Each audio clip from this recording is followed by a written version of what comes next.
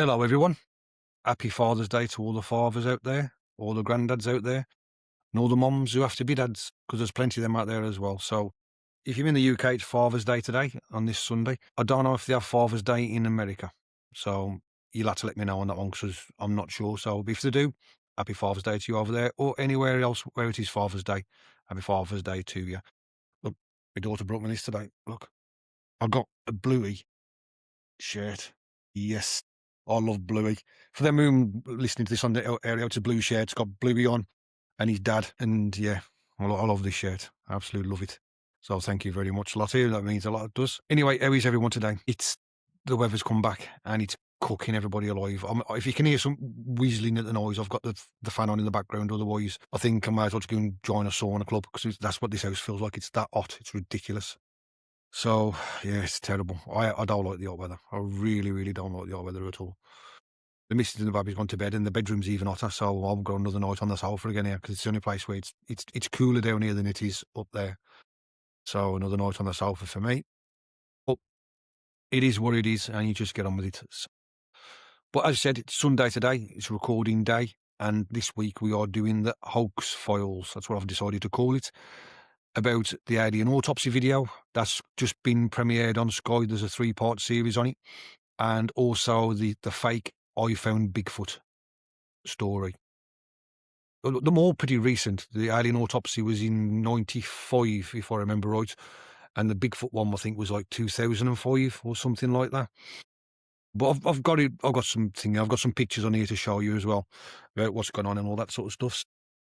We'll get into that in a minute. But first of all, as usual, I'm going to get the housekeeping out of the way and just turn around and say, smash them 5 stars, like and subscribe.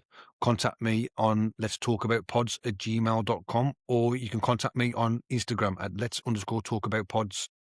And also at the end of the show, on the Spotify comment, you can leave some comments. And this week, I have some comments to read out for you. So thank you very much for I've had 3 comments off people. For an old dad here, it really does mean a lot. It really, really does. So thank you so much. So let's get me Nokia 3210 out, and it's going to be. There was 3 comments I had come back from last week's show, which was the movies, and the first one is from Leanne from the Grab Your Brew podcast. So thank you very much, Leanne, for this. And she says, we use Riverside to record as well. It would be amazing if it worked the way it was designed. I record with my laptop with nothing on it but Chrome for Riverside. I do edits on my desktop. Nobody's using the internet but me. Stressful when you have limited time. So mad I didn't mention Pulp Fiction. Pulp Fiction and Clockwork Orange are 2 of my all-time favourites, Leanne. Pulp Fiction is one of my favourite films of all time. It's in top 3. You can't have a favourite film because it all depends on what mood you're in that day, but I've got to admit Pulp Fiction is one of mine as well. Clockwork Orange, I've never seen it. I know there's a lot of controversy about it because I'm sure it got banned at one time. I've never seen that one, but yeah, thank you very much. And also Natalie from Such a Witch. Thank you very much, Natalie. Means a lot. Friend of the pod. Thanks so much for the shout out, Nearly really means a lot. Riverside is a load of shite. Great episode, Natalie. Thank you very much, Natalie. That really does mean a lot. Also, Brad Thomas, another friend of the pod. Thanks for the shout out, mate. I'll definitely pop on the show again with you soon. Brad, there's an open invitation for you. You can always come up here any time you want, or I can send you a link and you can always join the show no matter what topic it is. If you want to come on it, you're more than welcome. And that call also goes out to anybody. If anybody wants to come on the show, just let me know. Just send me a DM and I can always send you a link and we can always talk about, sorting out a show together, do a collaboration. We could do a show together, or I could jump in on your show, or you could jump on my show, which I don't mind at all. I would love to do that. I would love to do a bounce off episode. It would be really good. That would. I was talking I think it was yesterday. It's a new podcast I found. They do a lot of video reviews. And of course, I sent them my 90s one. And I was talking to them. And they are called The Kilt and the Redneck Podcast.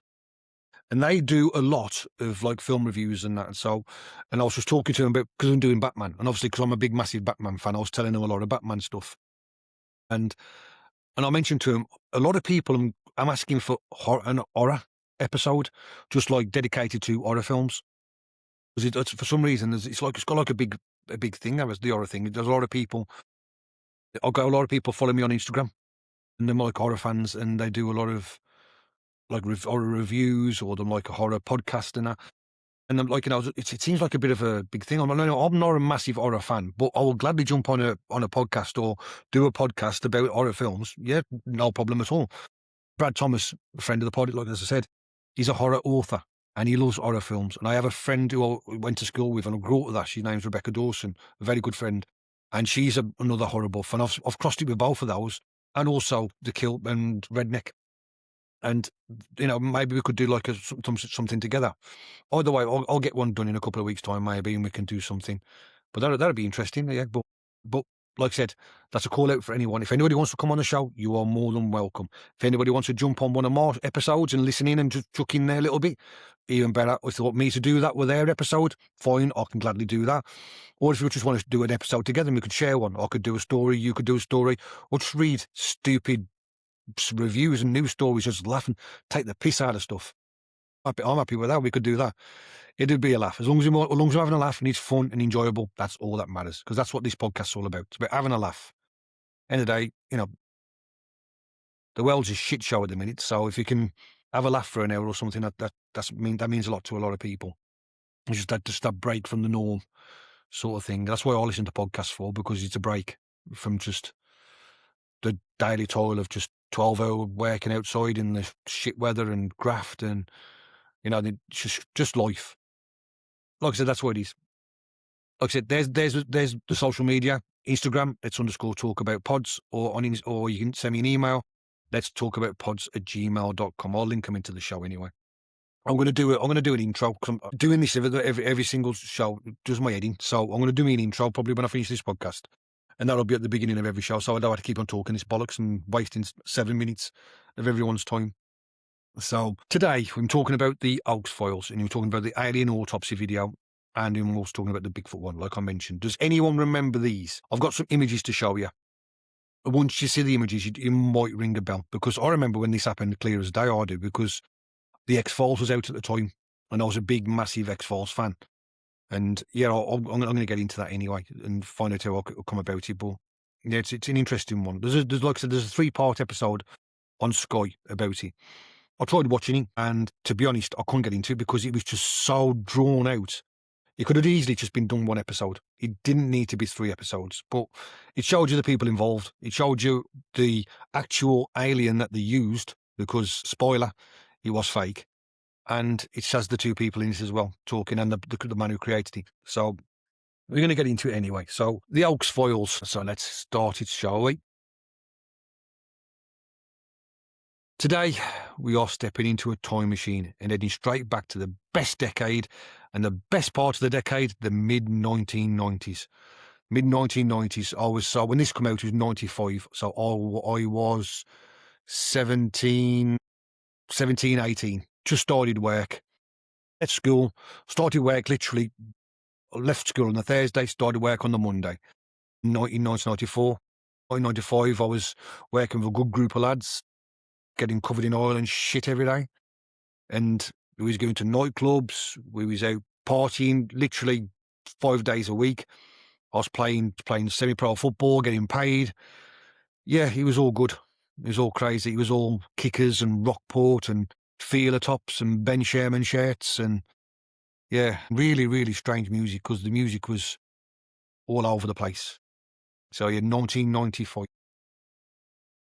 1995, that means to some people, they had dial-up internet and AOL, aka America Online. And you didn't have Google, you had Ask Jeeves. That was the future for a lot of people. You know what I mean? When you had dial-up internet, it was like you went through your phone line. So when you was on the internet, no one could use the phone.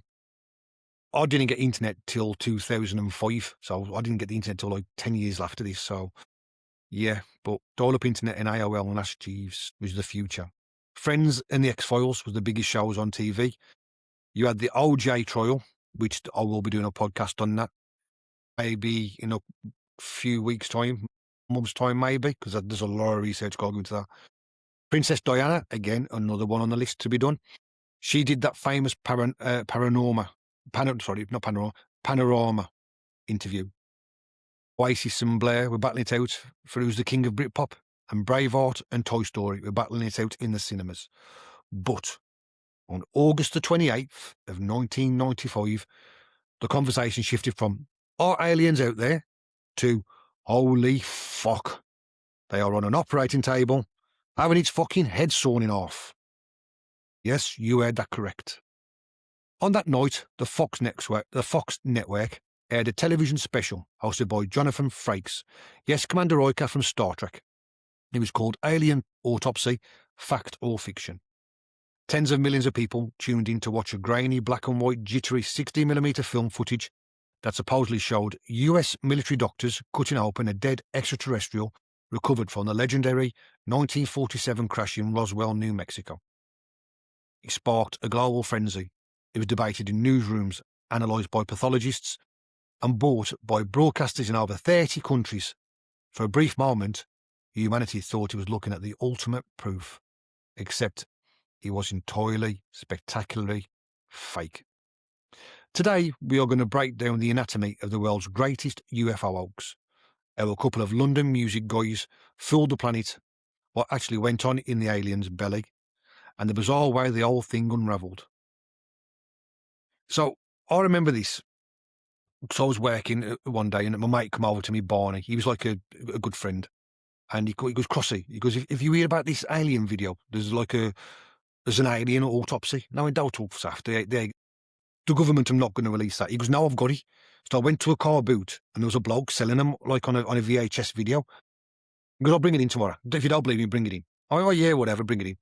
Anyway, the following day, Barney come over. He goes, yeah, I'm Cross. Here's the video. And he gave me this video, and it was just a VHS tape with a white sticker on it that said, Alien Autopsy and Bob Lazar. And I went, what's that? And he goes, just watch it. When you go on, just watch it. Okay, then. So I finished work, went and played football. Another night time, I got me a burger and chips from the chip shop and put the video on.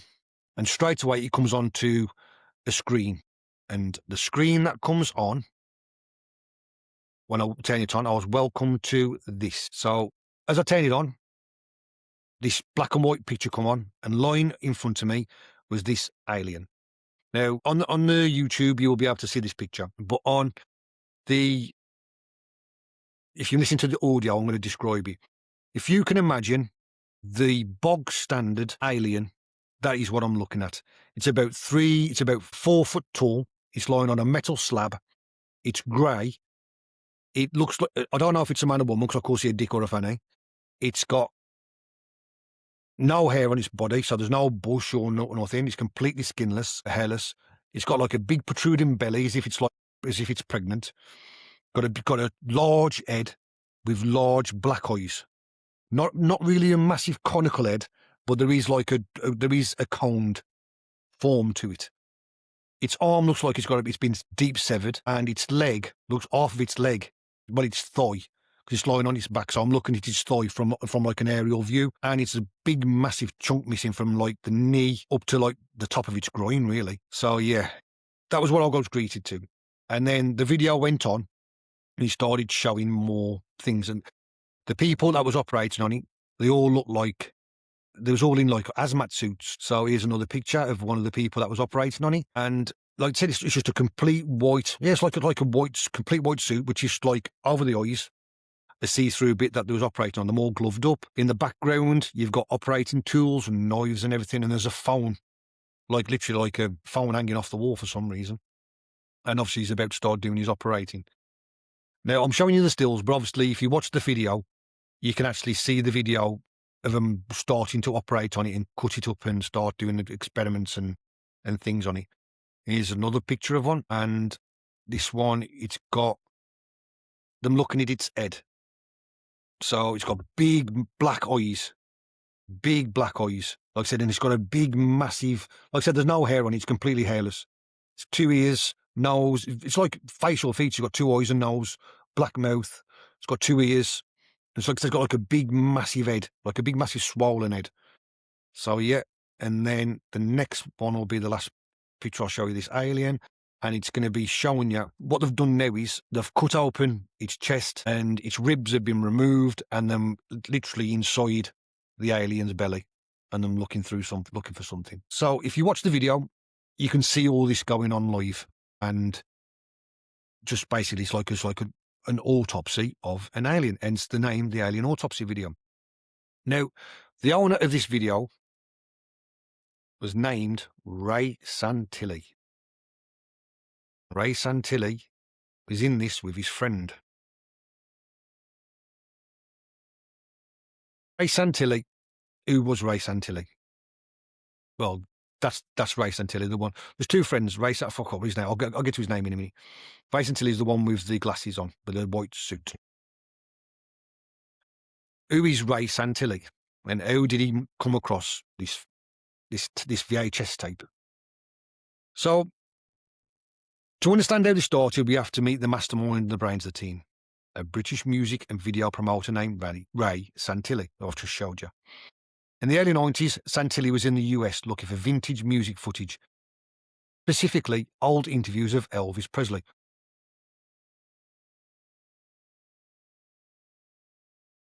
According to Santilli's initial story, in 1992, Santilli travelled to Cleveland, Ohio. He wasn't looking for UFOs or aliens. He was working as a music video producer, hunting for rare, unreleased archive footage of early rock and roll icons for a documentary. Specifically, Santilli was trying to track down a legendary 1955 musical short film called The Pied Piper of Cleveland, which featured some of the earliest known footage of a young, pre-fame Elvis Presley. Santilli put advertisements in local Cleveland newspapers and put out feelers in the collector community, offering good money for any leads on rare tapes.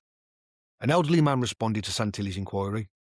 Santilli later referred to him under the pseudonym of Jack Barnett, or Jack B., to supposedly protect his identity. Santilli flew down to meet the man at his home in Florida to buy the Elvis footage.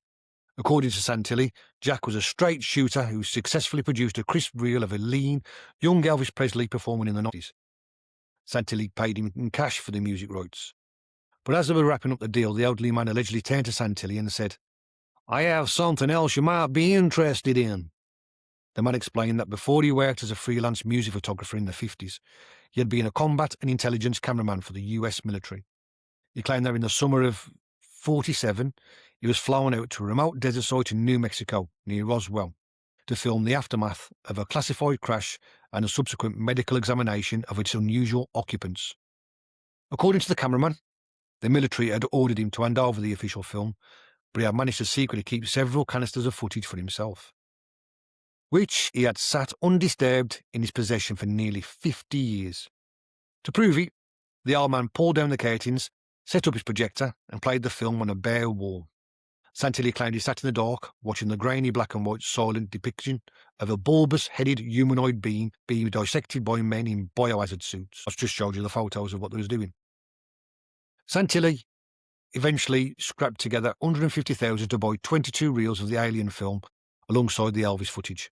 Brought it back to London. He leaks a few details to his friend Reg Presley, who happened to be the lead singer of the 60s rock band The Trogs. The Trogs?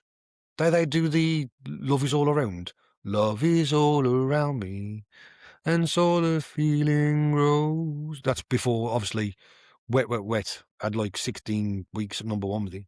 I'm sure that's the same band. Reg immediately goes on British morning television declaring that definitive proof of aliens exists. There's goddamn aliens, motherfucker! I've got the proof! And he has seen it with his own eyes. And he knows the guy who has the holy grail of all videos, the proof that everybody wants to see. Suddenly, the global media is banging on Santilli's door. Fox jumps at it, paying a rumoured $250,000 for the broadcast rights of the 17-minute black and white recording. When the special airs, the footage is notoriously difficult to watch, not just because it's gory, but because the camera is constantly bouncing around, losing focus, and the lighting is terrible. It is a shit film. Like I said, it's black and white. It's really, if you've ever seen them, like the Chaplin films where it's like done like on like them big massive like 16mm camera route things. I think it's done on one of them. It's just terrible, and it is all bouncy around. Plus, it's not going to win an Oscar. The film is shot from a high, mostly static angle, looking down into a stark, brightly lit medical examination room. Two individuals dressed from head to toe in white, bulky, pressurised biohazard suits that looks very similar to NASA spacesuits perform the procedure. A third person, also in a protective suit, occasionally steps into the frame.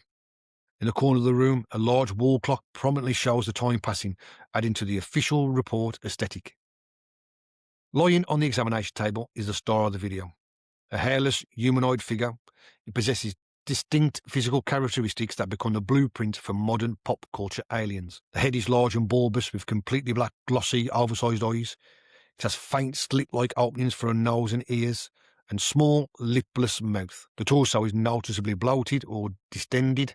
Actually, it looks like he's pregnant. It has 6 fingers on each hand and 6 toes on each foot, and there is a severe gaping injury on his right leg, suggesting he died in a violent crash. The video is highly graphic and structured like a standard internal medical dissection. The doctors spend the first portion of the video wiping down the body, examining the extra digits on the hands and feet, and using a medical pointer to inspect the facial features and the severe leg wound.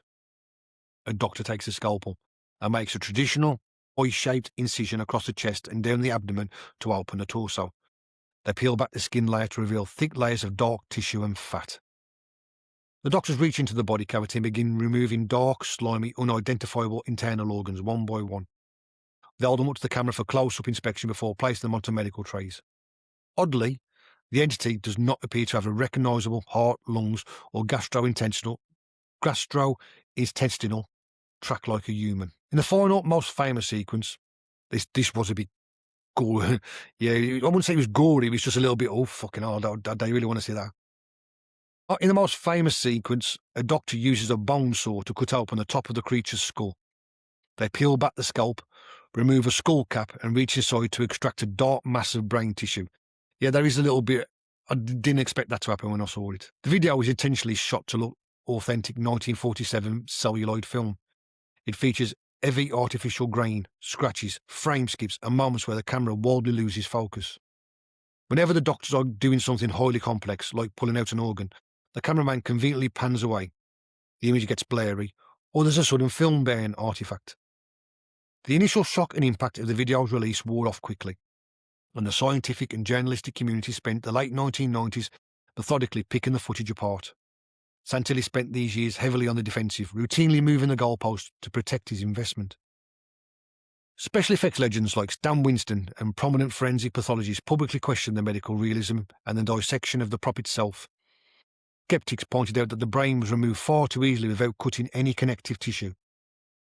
To prove its authenticity, Santilli sent a few frames of the film to Kodak to verify the film stock. Kodak reported that specific snippet they were given could have been manufactured in 1947, but it also could have been from 1927 or 1967. What about the summer of '69? Was it made in there back in the summer of '69? Skeptics quickly pointed out that Santilli had only provided clean leader tape, not the actual frame showing the alien. In 1997, that's 2 years after it's been done, Santilli released photos of the film's storage canisters, which featured Department of Defense markings. UFO researchers instantly caught a massive historical error. The military operation at Roswell happened in the summer of 1947. This Department of Defense wasn't officially established until later that year. It was called the National Military Establishment at the time.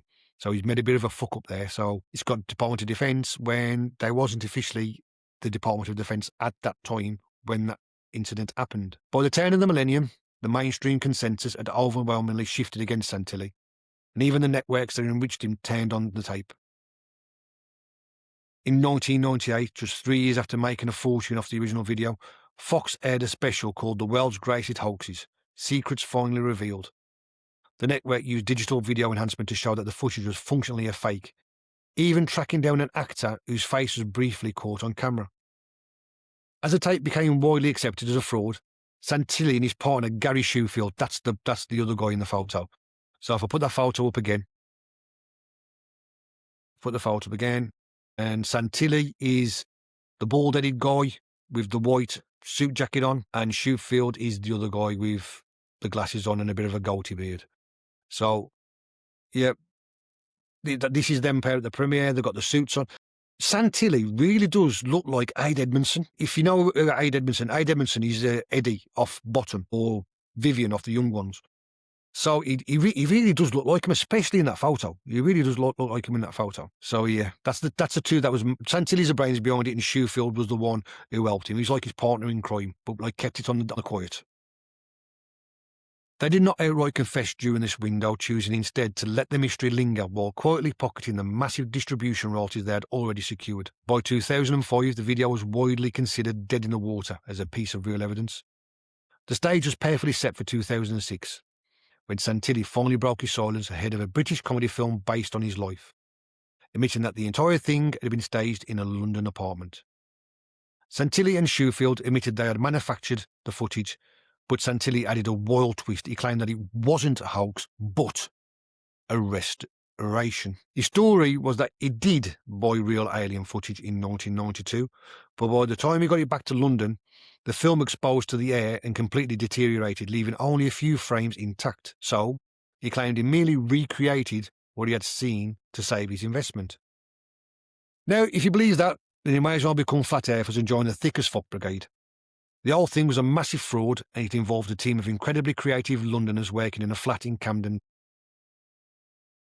Enter Spiros Milaris, a director, fucking magician, who's the actual man behind the camera, and John Humphreys, a talented local sculptor. Milaris and Humphreys later laid out exactly how they did pull off the century's biggest optical illusion. They didn't have a Hollywood budget, so they rented an empty apartment in London. Humphreys, this is Humphreys, and also this here is the actual prop that they used. So if you're looking at it now, he looks a bit like Bill Bailey. He's got a bald head with a grey goatee beard, and he's standing over the actual alien, and that was the actual prop that they used, because this picture is took from the documentary that's on Sky, and he is Gary Schofield with, oh no, he looks like now, a beautiful shirt. What a beautiful shirt, with a black shirt with clouds and thunder or rainbows coming out of it. And again, he's standing over the body. And on the actual documentary, they both look at the alien and they go, "Oh, here you are. I didn't think I'd see you again." As if it's like it's, just big, massive fucking con artists. And he looks even more like Aid Edmondson there. Looks like a thin Aid Edmondson. Wow, yeah, he really does look like him. I'm sure one of them calls him, I think, the sculptor, I'm sure he calls him old friend, if I remember right. Humphreys was a highly talented fine art sculptor who had graduated from the Royal Academy of Arts and frequently took special effects gigs for TV shows like Doctor Who and The Young Ones to fund his art. The Young Ones. Never watched Doctor Who. I couldn't get into that stuff. Even when I was a kid, I couldn't get into it. But The Young Ones, oh God, I loved The Young Ones. Even when I was a kid, I was allowed to watch them. Even though they used to drop in like the old F-bomb or the old swear words and that, and it was a bit, what's the word, anarchic. But I was only a kid at the time, and I don't really understand what was going on. But God, I loved the Young Ones. I still watch the Young Ones now, to be honest, and watch them. I can still watch them now and still laugh at them. When Ray Santilli approached him in 1995, Humphreys was given a tight 3-week deadline and a very specific set of instructions to bring the Roswell alien to life. Oh, there's a few things here that went on. So I'm going to try and see if I can read out the time scale. So days 1 to 3, Humphreys built a skeletal framework out of aluminium wire, or if you're in America, aluminum, to establish the alien's distinct dimensions. Proportions he based on the blurry UFO lore and drawings. Week 1. He packed modelling clay over the metal skeleton, painstakingly sculpting the oversized head, lipless mouth to hollow, glossy black eyes, and the extra fingers and toes. He intentionally made the belly look distended and bloated. Week 2. Once the clay model was finished, he coated it in silicon rubber and blacked it with rigid fiberglass shell to create a hollow mould. He poured liquid latex into the mould, which dried into a flexible skin-like rubber dummy. Week 3. The dummy needed to behave like a real corpse when cut open. Humphreys went to the local butcher shop in Camden and bought a massive collection of animal offal. Offal is like just all like the shit off the floor, everything, and all like the stuff that the butcher can't sell or use. He's talking lamb's brains, pig knuckles, and chicken entrails. He packed these inside the hollow latex body and mixed them with a generous amount of raspberry jam to simulate thick, clotted alien blood. To make the black eyes look deeply mechanical and otherworldly, Humphreys moulded thin, painted pieces of plastic, similar to sunglass lenses, and placed them over the dummy's eye sockets. Humphreys didn't just build the alien and hand it over. he actually became the primary actor in the footage. When he came to shoot the film in the empty London flat, Santilli realised they had a massive technical problem. If a regular actor cut into the dummy, they might slice a tube rung, spill the organs prematurely, or puncture the latex in a way that ruined the illusion. To ensure the physical effects worked perfectly on camera, John Humphreys put on the white biohazard suit and played the lead surgeon performing the autopsy. Because he was the one holding the scalpel, Humphreys knew exactly where the latex was thin, where the animal entrails were packed, and how to slice the Y incision to make the chest cavity peel open cleanly without exposing the hollow spots of the dummy. After they finished filming, Humphreys was tasked with hiding the evidence.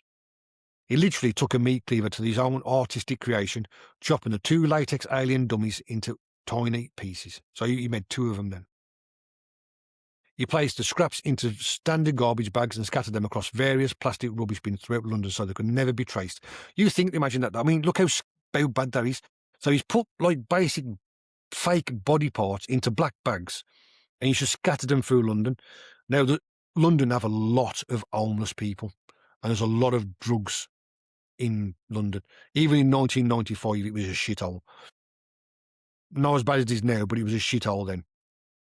So they could have been easily rummaging through bins, unlike a chopped off arm, and thought it was like an actual real arm, even though it had 6 fingers, but they wouldn't know that. They wouldn't check. Like, you know, someone would think it was like a serial killer on the loose, but obviously no one ever found anything. For 11 years, Humphreys kept his mouth shut while the world debated the tape. He finally come forward in 2006 to publicly confess his role, and once the truth finally broke wide open in 2006, the fallout was less of a dramatic legal collapse and more of a bizarre, very British pop culture celebration of audacity. Because Santilli and his team have spent a decade legally insulating themselves, nobody went to jail. Instead, everyone involved leaned directly into the spotlight, and the entire saga shifted from a serious scientific debate into a legendary tale of a case of how the actual fuck did anyone believe this. And I've got to admit, if you watch this film, I think the whole thing's now on YouTube if I'm right. But if the whole film, 17 minutes, isn't on YouTube, there's a hell of a lot of it on YouTube. And shit, I didn't realise I was still sharing that. And it's, when you watch it, straight away you look at it and you go, that's interesting. It's an alien. It's what the stereotypical alien looks like. But then you watch it and you can go in, this, something I write about this. It just doesn't look right. It looks, if anything, it looks too good. It looks too perfect until they start cutting to part. And then when they open the stomach, you're like, hang on a sec here. This looks like something off like a horror film. You know, if you watch like Hostel or some of the 80s like horror films, like, you know, Friday the 13th or your Cannibal Holocausts and stuff like that, the cannibal films and from the 70s and 80s, it was very, very similar special effects. So, yeah, I was like, no, this is just stupid now. This is all bullshit. You had me when it was on the table, but as soon as you started cutting it open and dissecting it, nah, it was just wrong. You could just tell. Even in 1995, even how old was I? 17-year-old me, I was like, who believed everything? I was like, no, not for me, they say. But I remember, like I said before, when Barney gave me this video, on the tape was the alien autopsy, and also on it was a guy called Bob Lazar.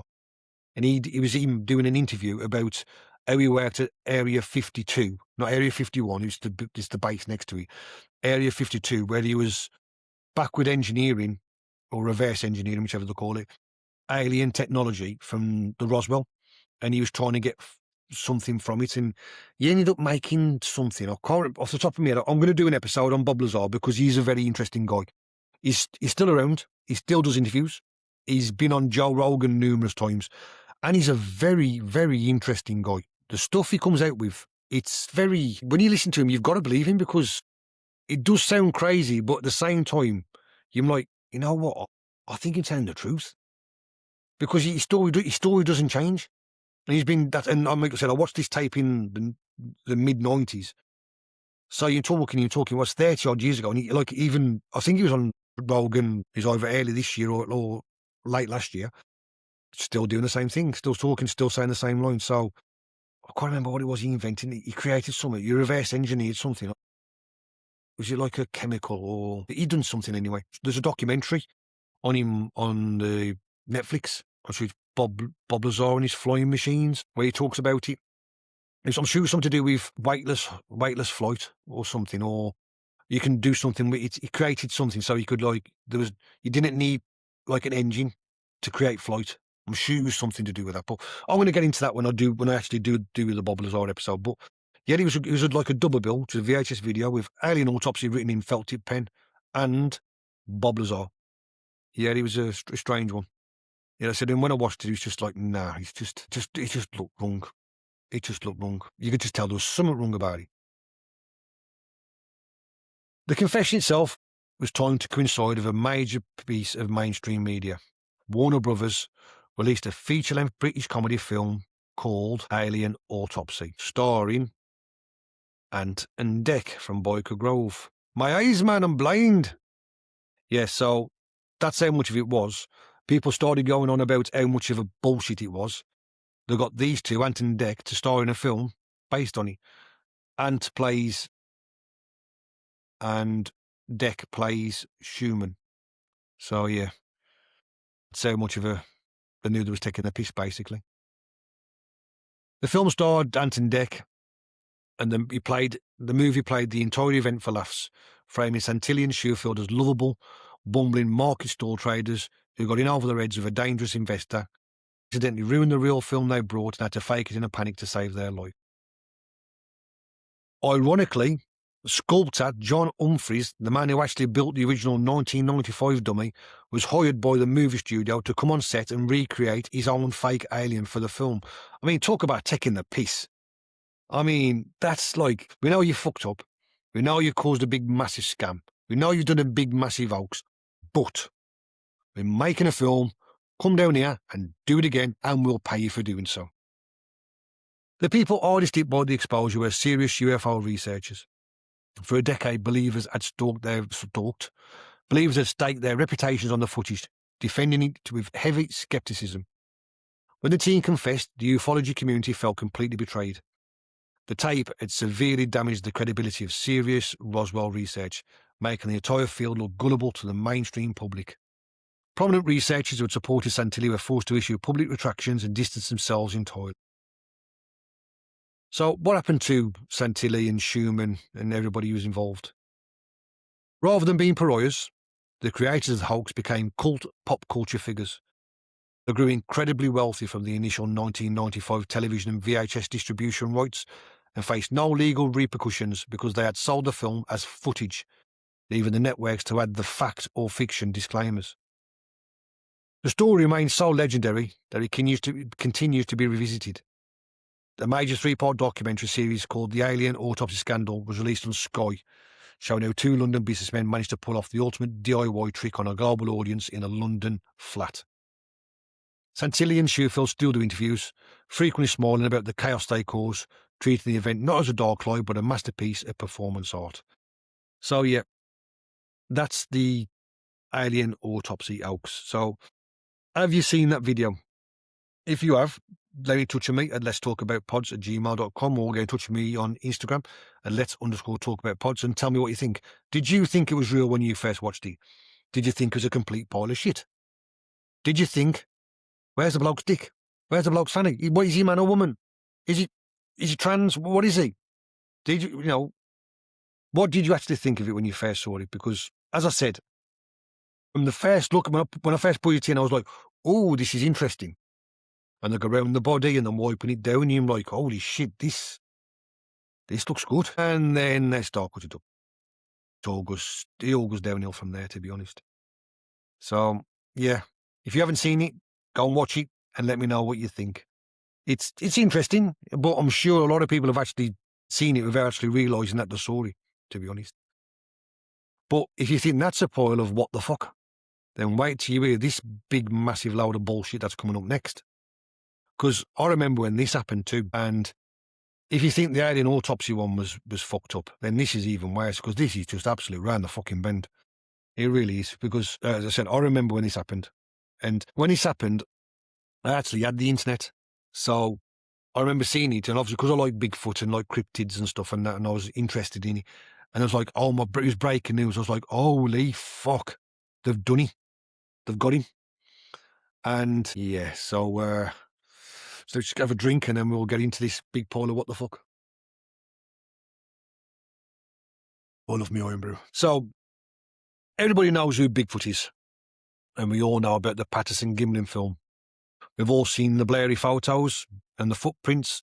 See, some people, believe it or not, I've got to laugh at this one because the simple reason being, I was listening to a podcast a couple of weeks, last week or the week before, and it was about Bigfoot. So I thought I might do this episode. So I was listening to some Bigfoot stuff.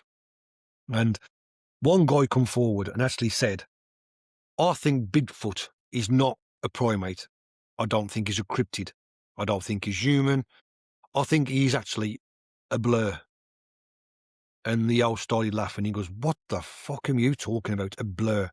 He goes, well, every time anyone takes a photo of him, whether it's from the 69 photo of Patterson-Gimlin, or whether it's with a Nokia 3210, or whether it's with an iPhone 57, wherever the iPhone is, or whether it's a Samsung 30, or wherever it is, HD, 4K, everything. The film you can actually film a movie with is always a blur. So I think Bigfoot is a blur. Yeah, I've heard some stuff in my time, and the thing about it all, when he was saying it, he wasn't actually saying it as like a joke. He was actually saying that. He was like, "Yep, I thought he was an ape. I thought he was the missing link. I thought he was part of the foe. I thought he was Gigantopithecus. But now I've come to realise that he is actually a blur. He is a living blur. Yes, I will say that again. He is a living blur. That's the reason why he always looks blurry." Yeah, I mean, I've heard a lot of things about Bigfoot. He's a human. He's the missing link. He's the missing link that links us from primate to human. He's that in between. He's part of he's a Neanderthal. He's Gigantopithecus. I've heard all sorts. I've heard a lot of people turn around and say he's interdimensional because a lot of people say when there's Bigfoot's spotted, there's also alien spaceships or UAPs or UFOs, whatever you want to call them these days, spotted at the same time. And it's because they can jump dimensions. That's the reason why you can't take photos of them. And some people even turn around and say they can cloak. Now, I heard this on Finding Bigfoot. No, it was Expedition Bigfoot. I heard him find this, and he was some Bigfoot expert, Ronnie. What's his name? Ronnie Summit. Ronnie LeBlanc. His name Ronnie LeBlanc. And he turned around and said, what they can do is they can actually cloak like Harry Potter does. So when they see us, they can turn around and like there's an animal. There's a what is he? Cuttlefish. I think it's cuttlefish. It's like a squid, and they can actually change colours into like their surroundings. And it's cuttlefish, squid. There's an animal in the sea. It's some kind of squid. Fuck, I forgot. It's going to bug me that he's all day now. And they can change to the colour into like a bit like a chameleon, and they can actually cloak. And they're saying, well, that's what Bigfoot does. But he's also under the premises that he doesn't think it's a blur. He thinks it's a primate. He thinks it's a missing link. So he thinks it's a missing link that has got some secret Harry Potter cloaking thing it can do that no other animal can do, but apart from this squid thing. Yeah. Now, try and get your head around all that because that just blows my head. It's just absolute round the bend. And I'm a believer in Bigfoot. I really am. I think he's out there. What do I think he is? I think he's a primate. And I think it's a primate that's mixed with human DNA somewhere down the line. That's what I think it is. Completely fucking wrong. Who knows? Nobody knows. But yeah, so this goes back to a guy who turned around and says, I've seen Sasquatch and I've shot it and I've put it in a freezer. And what I'm doing now is I'm charging 10 bucks. 10 bucks a head to come and see the Bigfoot. And this is what happens when the exact same guy does it twice. Because he don't do it just once, he does it twice. And this is his story. This is a story of Rick Dyer, a master tracker, not a Bigfoot, but a master tracker of tracking bullshit. Complete fucking bullshit. The story begins in 2008. Rick Dyer, let's get a picture of him. I have got him here. Where is Rick Dyer? There he is. There's Rick Dyer, and there's three of them in here. So Rick Dyer, if I'm right, is the guy in the white shirt. He's the main guy, the one in the white shirt. So if I bring him down here so you can see him, now you can reveal his other two buddies. Rick Dyer was a former correctional officer. Matthew Whitten was a Clayton County, Georgia police officer. So Clayton was this guy, the guy with the cap on. That was him. So the white shirt guy in them two and the main two antagonists in this one, I suppose you could call them. Clayton was on administrative leave after being wounded in the line of duty. They were both Bigfoot enthusiasts and business partners. Together, they co-owned a website called BigfootTracker.com and a company named Bigfoot Global LLC. I got a clue what that means. Local logging company, maybe? Or Laura Coke? Laura, I don't know. This was set up to offer commercial Bigfoot sizing expeditions and tours. How does LLC start to have anything to do with Bigfoot? Rednecks. Essentially, they were already trying to find a way to monetize the Sasquatch legend before they ever cooked up the fraud. If you're a redneck and listen to the show, that's not an offence to you, by the way. So, then again, no one listens to this show, so it don't really make no difference, really, does it? But if you like rednecks, by the way, I love Mountain Monsters. There's a TV show on Discovery Channel called Mountain Monsters, and you've got Trapper, and he's got like a team called the Ames, and it's Appalachian Investigations of Monsters Squad or something like that. And they go after Bigfoot, they go after the Grafton Monster, the Flatwood Monster, they go after Sheep Squatch, Bat Squatch, they go after Mothman. Then they start going after all these different kinds of the Yowie, the Grassman. They go after all these massive like Bigfoots and cryptids and these rednecks. And they're running around and Willie builds traps, these big massive traps. And you got Buck running around, he's like Trapper's Apprentice. And you got you got one guy, he's like the security, Huckleberry. Huckleberry is the security, big guy with a beard. Oh God, it's rednecks running around with guns, building traps. And when they do hear like a scream or a yowl or something, they're leggy. Yeah, so rednecks, yeah. And then you had, who's the other one redneck I used to watch? I used to watch it with Ryan when Ryan was a kid. He used to actually love the program. What was he? Oh, he used to go around catching all the animals. And he had no teeth because a chainsaw took out all his teeth. He only had a couple of teeth. He used to go around grabbing like possums and snakes and, I forgot what his name was now, but fuck me, he was nuts, he was. Absolutely. Oh, Wild Summit. You do Wild, I forgot what his fucking name is now. It'll come to me later. He was another redneck. He had his own hot tub, and what it was, he actually built this like bath thing that was out. So he used to have a bath in like a plastic Bosch. Wild, what was he used to fucking say? Summit. Well, Ryan used to say that when Ryan was a kid growing up. Ryan used to say he used to have a bath in like a plastic Bosch, and then he made like an hot tub, which was like just outside in his garden, outside his caravan, and that was like he used to collect rainwater, and that was his hot tub. Fucking hell, God, so fucking wrong. I forgot what his fucking name was. It'll come to me later when it comes to it. Yeah. The fraud itself was planned not as highly sophisticated scientific forgery, but as a marketing ploy designed to generate massive publicity and make as much money as possible. Just in case you forgot where I was, because I went on a complete fuck-off tangent.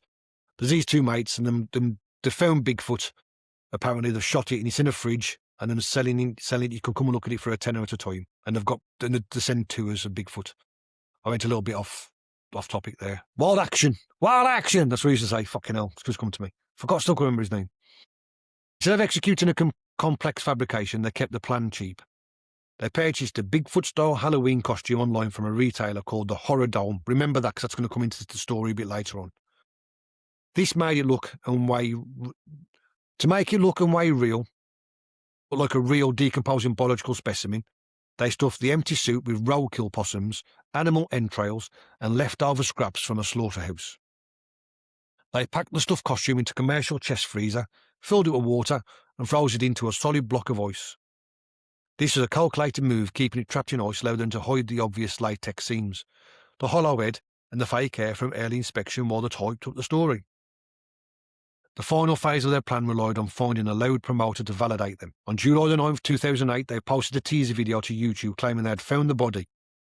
By August, they put out an official press release and went on an internet radio show to announce the find intentionally, keeping the specific geographical location a secret under the guise of protecting the species. The plan worked perfectly to bait Tom Biscardi, a well-known Bigfoot promoter looking for a massive scoop. Tom Biscardi is the other guy in the photo. So I'll put the photo up together. So Tom Biscardi is the guy in the middle in the entire camo shorts and camo shirt. So the middleman's the Bigfoot hunter, the other two the scammers. So that's those three amigos. Their plan worked perfectly to bait Tom Biscardi, a well-known Bigfoot promoter looking for a massive scoop. Biscardi took the bait and helped them organise the infamous Palo Alto press conference that brought their planned hoax to international television. They announced to the world that while they were hiking in the northern Georgia mountains, they stumbled upon a dead 7'7" 500-pound Bigfoot. To make it dramatic, Dyer spun this wild yarn about how it took 7 men a day and a half to drag his giant carcass out of the woods, all while other living Bigfoots were actively stalking them through the trees. The media went absolutely wild. CNN, Fox News, the BBC, because they always tell a lot of truth, don't they? Them the fucking idiots. And everyone was paying attention. At the press conference, they showed these incredibly blurry, pixelated photos. See, there's the blur again. Pixelated photos of what looked like a giant, hairy mass frozen inside a commercial chest freezer. And here's the thing about it. Ice, it melts. Now, I'm going to show you the photo. I've got 2 photos to show you of this, because there isn't any other photos really, because this is what they put out there. And you can make of this what you like, because if you look at that, and you think that's a dead Bigfoot, you need fucking shooting. Because if you think the alien autopsy alien is fake, then this is... I reckon you could probably make a better Bigfoot if you made it at school. So if I make it a bit smaller, you can see it better. So there's the head there, and obviously there's all the fur. So if I put in the other picture, so I enlarge the other picture if I remember right, and there it's a bit more detailed. That picture is there, so it's so grainy and that. But yeah, there's obviously all its guts hanging out, its stomach entrails, which was obviously stuff that they've got from the butchers, and yeah, and people thought that was real. Wow. The body was sold to an organisation called Search for Bigfoot Incorporated for a cool $50,000. But as the investigators from the company started to let the block of ice thaw, things began to go downhill very, very fast. Heavyweights within the Bigfoot research community, most notably Dr. Jeff Meldrum, he recently passed away. He did, I think it was early this year. And he was a big, massive Bigfoot, because he was a scientist. He had a massive, massive collection of Bigfoot feet as well, like the Bigfoot casts and everything. And he knew everything about it. He knew all about the hair strands and stuff as well. He was a really, really good top of his field in what he did, and he was a massive Bigfoot fan. And the other one was Matt Moneymaker. Matt Moneymaker is the leader and the creator of the BFRO, which is the Bigfoot Research Authority or Office. He was the guy. If you ever watch a program called Finding Bigfoot, he was the guy who done that. So yeah, so Matt Moneymaker, he was like a big. So them two are probably the 2 biggest names in the Bigfoot world. Jeff Meldrum, because obviously he's a scientist and a doctor and a PhD and everything, and Matt Moneymaker because he runs the BFRO. These 2 were leading the charge in calling the whole thing a complete load of bullshit from day one. Dr. Jeff Meldrum, a professor of anatomy and anthropology at Idaho State University, i.e. a clever bastard. He was one of the very few tenured scientists to seriously study the Bigfoot phenomenon. He looked at the photos of the freezer and dismissed them instantly. Actually, he's been on loads and loads of programs. Dr. Meldrum did. He's got like a grey beard and grey hair. He used to go out doing loads and loads of videos as well. Type him on YouTube. There's loads of videos where he actually goes on Bigfoot hunts as well. So he didn't just stay in the office. He actually went out and boots on the ground as well. Meldrum pointed out that the anatomy of the creature made absolutely no sense for a real biological corpse. He told Scientific American and reports that the specimen, just like a costume with some fake guts thrown on top for effect. He openly mocked the presentation of the creature, stating to the press, "It looks like a costume, a waterlogged costume that's been stuffed into a freezer. It just doesn't have the hallmark of a real corpse." And it looks like someone has got a costume, filled it up with meat, and threw it in a freezer. That's literally what it looks like. You cannot explain it any other difference, any other way. Meldrum also pointed out that the moment Dyer and Witten partnered with promoter Don Biscardi, the story lost all remaining shred of scientific credibility. Meldrum openly criticised Biscardi's track record, reminding the public of a previous incident where Biscardi claimed to have a Bigfoot hand that Meldrum personally examined and proved to be nothing more than a dried-up bear paw. Matt Moneymaker, he was the founder of the Bigfoot Field Researchers Organisation, the BFRO, and of course, as I said, he's a co-host of Finding Bigfoot. He was fiercely protective of the field's reputation and immediately went to war against Dyer's claims. Moneymaker used the BFRO platform to issue public alerts warning the media and the public that Dyer and Witten were running a scam. Stated he stated, I've got to read what that word is.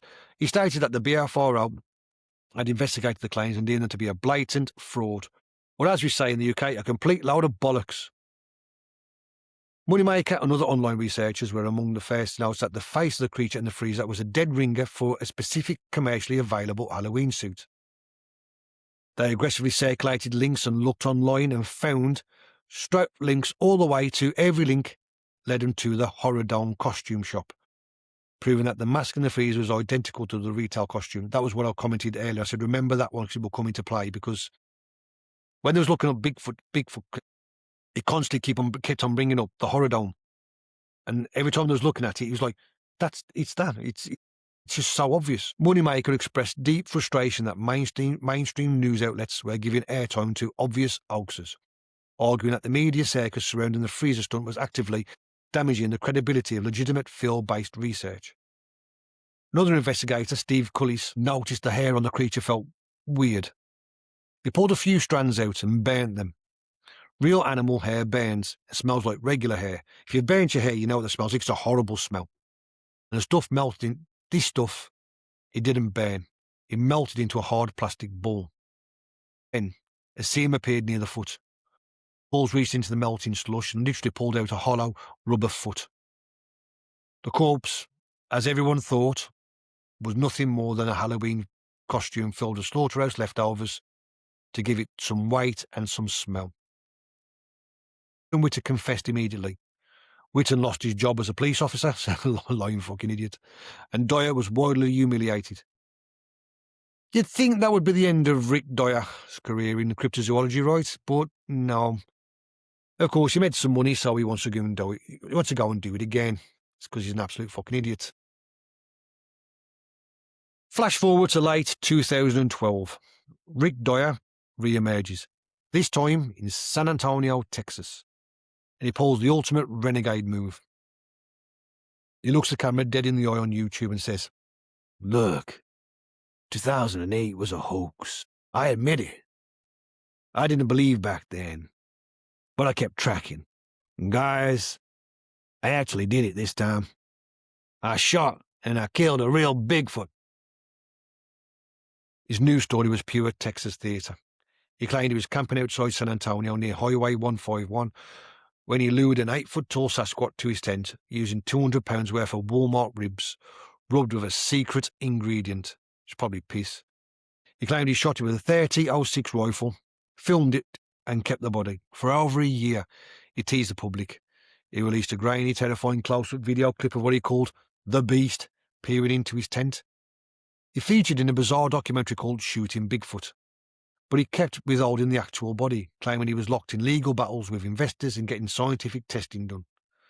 By early 2014, he announced he finally had the body back. He named the creature Hank, and he went on to a media blitz. He did TV interviews, and where he sounded incredibly sanctimonious, he said every test you can imagine has been performed, from DNA to 3D optical body scan. This is the real deal, motherfucker. Bigfoot is not no tooth fairy. Tooth fairy ain't real. Bigfoot is. He swore up and down that top-tier universities were validating his find. Now, how did the Bigfoot community and skeptics react to this? Another Bigfoot find, another body, and it's from the same guy who faked it last time. Yep, bingo. Total, absolute refusal. The community was utterly divided and mostly furious. Serious Bigfoot researchers, yes, the people who approached this from an amateur anthropological angle, hated Dyer. They felt he was dragging the entire field into the mud for a quick buck again. Skeptics looked at the photos Dyer eventually leaked to Hank, which showed a pale, gaunt, terrifyingly distorted face with a permanent open-mouthed snarl, and said it looked like a bad museum prop or a leftover Halloween mummy. Dyer didn't care about the skeptics. He cared about the casual crowd, and all he cared about was money. He bought a 20-foot trailer, which he took to an RV, and went on a nationwide tour. He set up shop in a Home Depot parking lots and movie theatre venues across the country. He charged $10 and kids $5 to walk into the dark trailer and look at Hank resting under the glass. And guess what? People paid. He rating close to $60,000 in just a few weeks. People wanted to believe so badly that they ignored the fact that this man had already lied to them on a global scale 6 years prior. The House of Cards collapsed in 2004. It wasn't because of a rogue scientist. It was because of an internal mutiny. Dyer had a business partner and spokesman named Andrew Clacy, an Australian guy who had helped him manage his PR and the tour. While they were out on the road in Daytona, Florida, Clacy started looking closer at the operations, and he started looking even more closer at Hank. He realised things didn't add up. No bullshit, Sherlock. No scientific papers were being published, and Dyer's promises of a dynamic DNA proof were vaporware. Clacy confronted Dyer.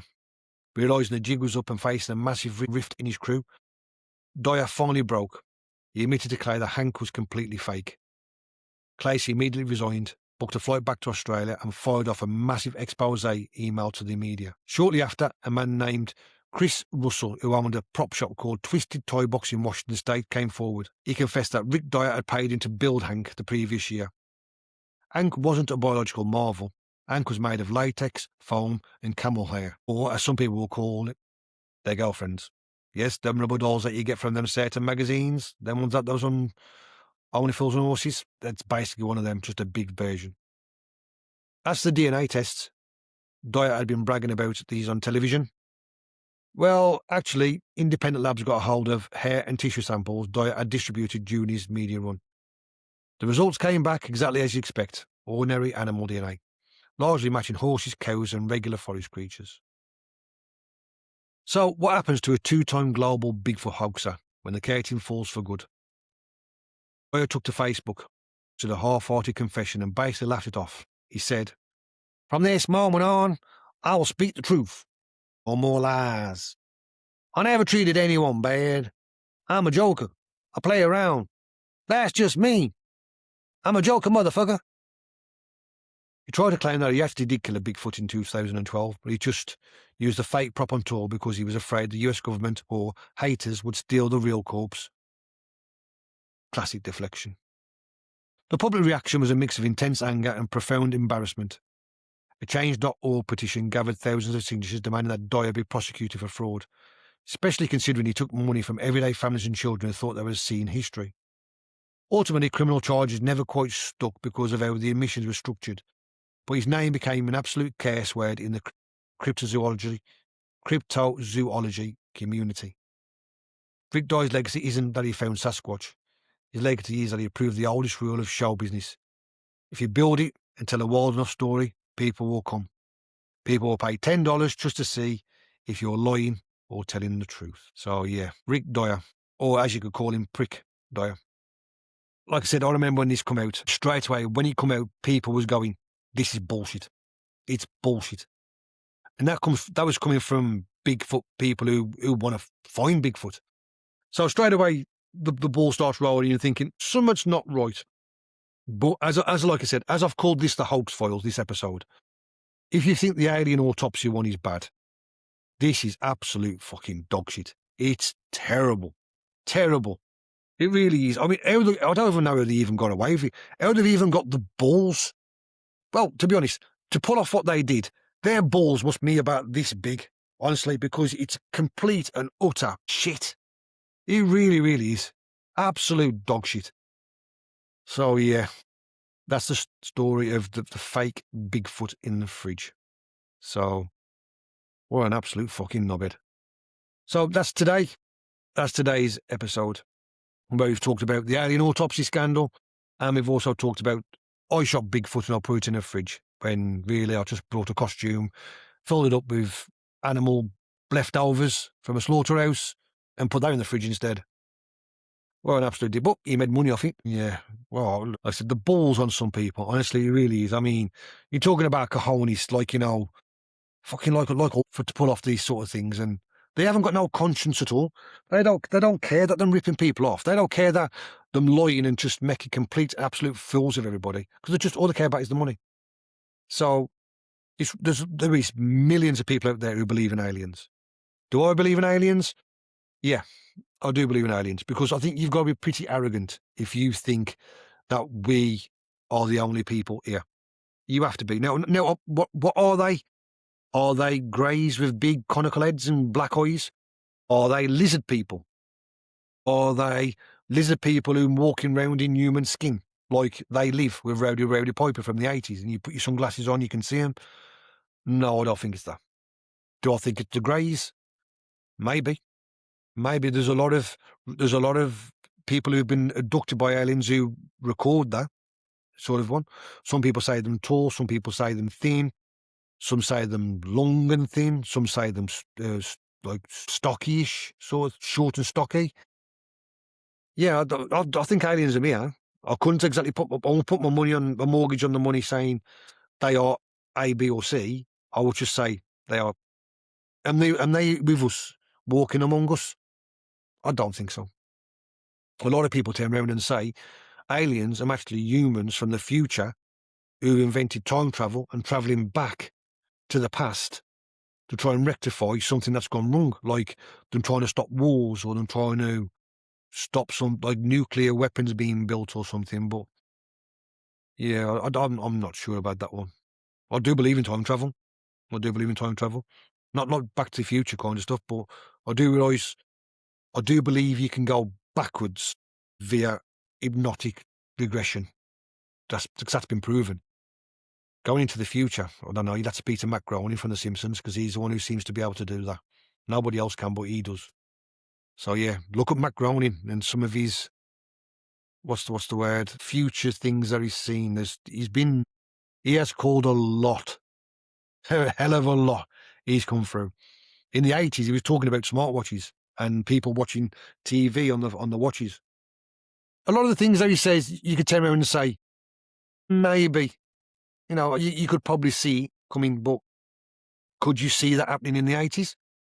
You could probably see it now, but back in the 80s, don't forget, we had calculator watches and we had VHS and Betamax videos. So, but Matt Groening was talking about watches, watching TV on your watch and holograms shooting out and stuff. So, yeah, he has called a lot.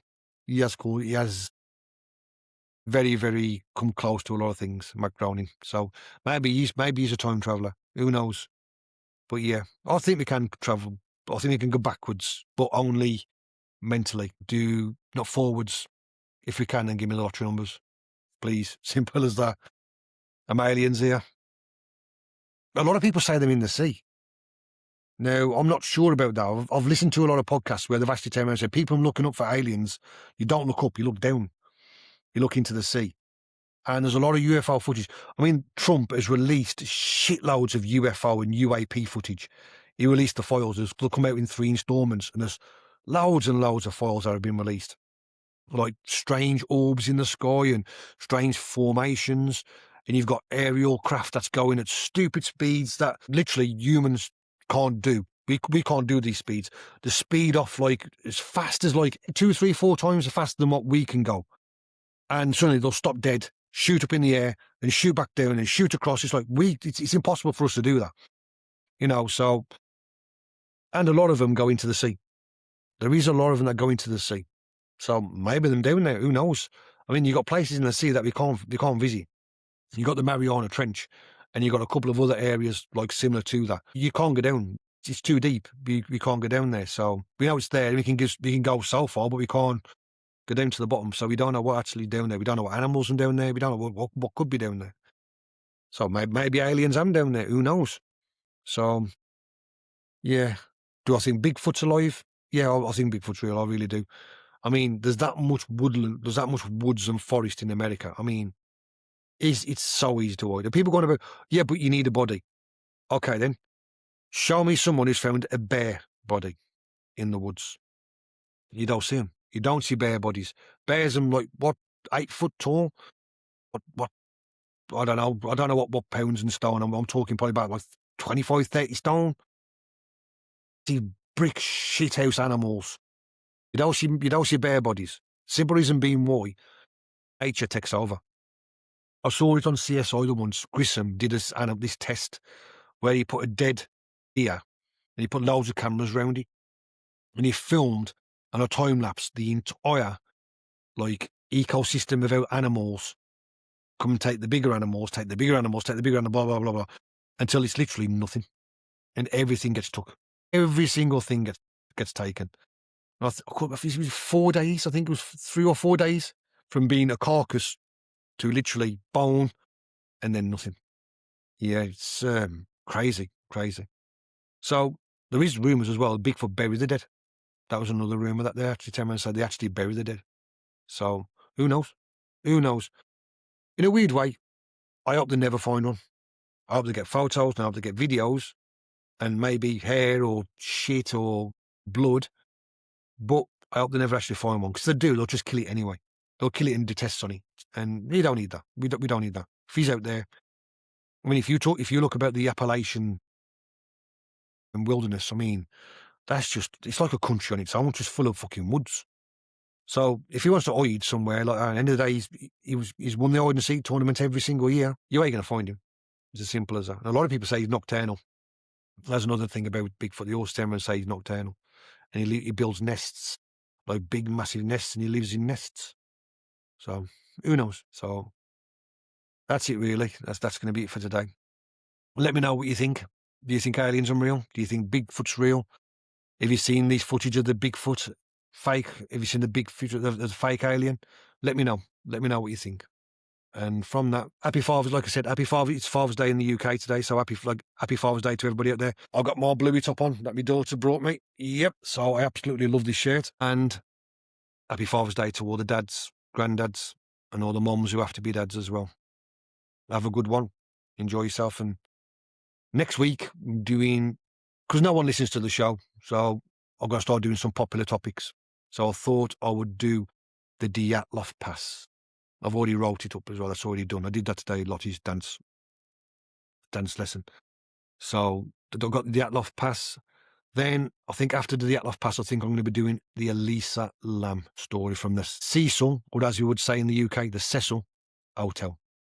Oh, but I listened to a few of them podcasts this week at work, and I thought, I think I'll have a dive into that. So I'll go back and re-listen to them and start making some notes and start on the Elisa Lam one and start listening, going into that, because that is a strange, sad story, but a strange story.